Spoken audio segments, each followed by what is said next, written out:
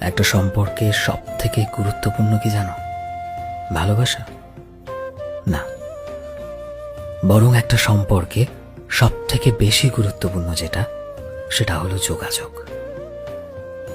একটা সম্পর্ক তখনই পূর্ণতা পায় যখন দুজন মানুষ নিয়মিত একে অপরকে সময় দেয়, একে অপরের সাথে কথা বলে, একে অপরের কথা শোনে, একে অপরকে বোঝার চেষ্টা করে।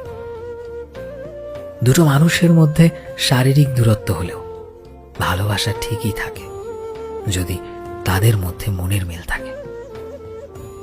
হাজার হাজার মাইল দূরে থেকেও মানুষ একে অপরের মনের মানুষ হতে পারে যদি তাদের মাঝে প্রতিদিন কথা হয়, একে অপরের ওপর এই ভরসাটা পায় যে আমি আছি, তুমি চিন্তা করো না।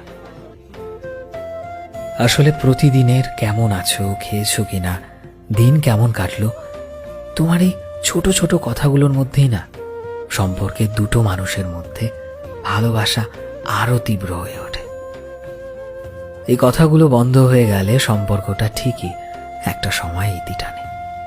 কথা না বলা, একে অপরকে সময় না দেওয়া, গুরুত্ব না দেওয়া, এই ব্যাপারগুলোতে না সম্পর্ক ধীরে ধীরে একটা সময় শেষ হয়ে যায়।